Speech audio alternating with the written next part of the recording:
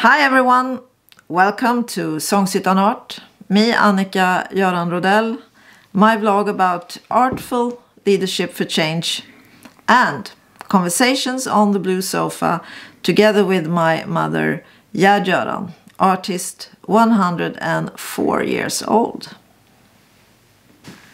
God morgon. God morgon, Annika. Du, det blev en del kommentarer efter vårt förra program som handlar om att inte duga riktigt. Ja, men jag tycker det är så roligt att fortsätta därför att du förstår, jag har precis fått nya böcker och bland de böckerna var den här av Eckhart Tolle, en tyska filosof eller vad vi ska kalla honom. Eller tänkare, och i alla fall, och den heter Lev ditt liv fullt ut. Lev ditt liv fullt ut. Okej, så den kom nästan som ett svar då? På Jag har ju läst förut, var väldigt påverkad av den, men man liksom glömmer bort och livet går vidare. Men så återkommer jag till den här. Jag tycker det är så intressant. Själv berättar han ju om vad som hände honom i 20-årsåldern. Han var oerhört, vad ska vi säga, ångestfull och det var jobbigt att leva. Men så någon förunderlig nåd så fick han plötsligt en otrolig glädje, och han kände i nuet, han satt på bänkar i bara jublande glädje en lång tid. En frid och en glädje som alltid finns att ta till. Men han menar det att vi stänger ute den här möjligheten därför att vi tänker bakåt och vi tänker framåt och får inte tid att hitta den där nutiden. Och hur kopplar du det till det vi pratade om förra veckan? Jo, därför att jag inser att den där känslan av att inte höra till det mycket, vi är tankar. Vi är våra tankar och vi fastnar i att vi fastnar i det där negativa. Men om vi säger så här då? Ja. Du är inte dina tankar. Nej, jag är inte mina tankar. Jag är inte det där som jag tror och tänker. Och en sak till. Du är inte dina känslor. Nej, det tycker man ju att man är. Tänk att du kan ju tänka på dina känslor som väder. Och du tänker det kommer in en bris och börjar det växa upp ett åskväder och det dundrar och det blir dramatiskt och sen så stillnar det och sen klarnar det upp och så blir det varmt. Precis så är känslorna också. Ja.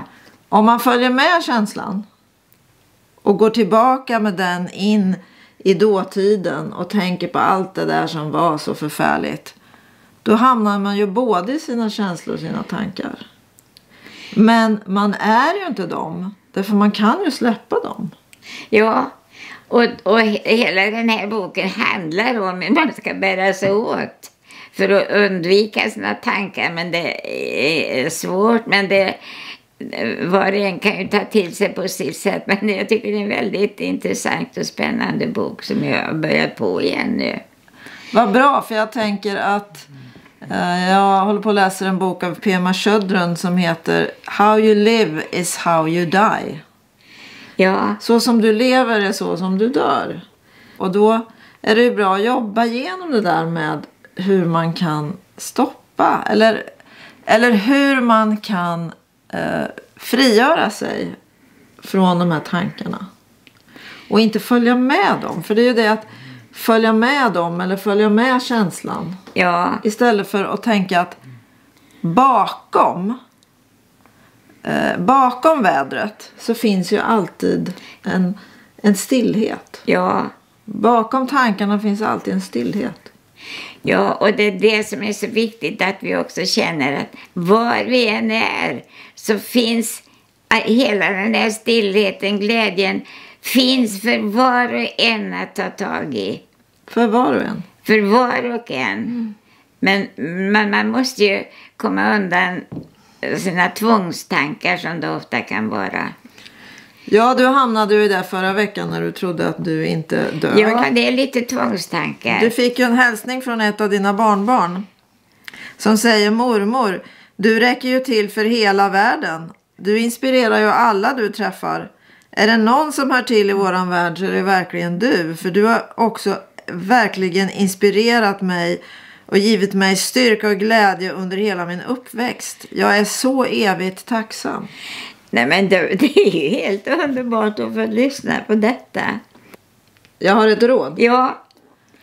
Det är att när du synkroniserar din knopp med din kropp, alltså att du går till kroppen och blir, lägger ditt fokus på din kropp, då kan du inte vara i tanken. Så till exempel att du lägger märke till din andning hela vägen in och hela vägen ut. Då är det lättare att komma i kontakt. Just det med andningen, det märker jag ju med mina rörelser varje dag. Att det är så viktigt. Och just det där att få kontakten inåt. Det var bra att du sa det. Andningen. Allihopa behöver vi tänka på och öva den. För när du kommer till de där tankarna, då drar det ju igång i hela liksom systemet, för att det väcker ju också upp gamla saker. Ja. Men då kan man tänka, okej, om jag nu verkligen bara koncentrerar mig på min kropp. Känner mina fötter, känner mina händer, känner mitt hjärta. Är i kontakt med hur det känns i kroppen och följer min andning in och ut. Då är det lättare att den där känslan, det där vädret, de där tankarna kan få simma iväg och man bara släpper iväg dem. Ja, och bara för att du säger det här och jag tänker på hur jag kan slappna av, då får jag också tillgång till min omgivningsfrid. Det här som finns ända upp i bortersta rymden är fyllt av den här kraften. I det här fältet, och som vi får ta till oss den stillhet, den glädjen som vi kan om vi bara förstår det. Ja, att vara lite närmare sitt jag.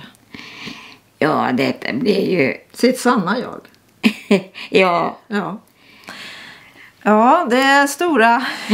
Jag vet inte hur jag kan uttrycka det här, men det är tankar som finns i alla fall i oss. Ja, men det är ju viktigt att förstå att det där som drar iväg med en, det är det förgångnas historier som vill hugga tag i oss. Och vi behöver inte ge dem kraft. Nej, och det är det Tolle säger med hela sin bok. Att vi lär oss att inte stanna i inte tankar och känslor som får ta överhand. Precis. Och han försöker ha råd till detta. Och nu har vi gett några råd och vi får väl se var vi hamnar nästa vecka. Så vi stannar där nu. Ja. Okay. Thank you for being with us and we hope you will be back next week. And if you like what we're doing, please subscribe to the channel. Please share this with your friends. That would be very much appreciated by us. Thank you. Bye. Bye.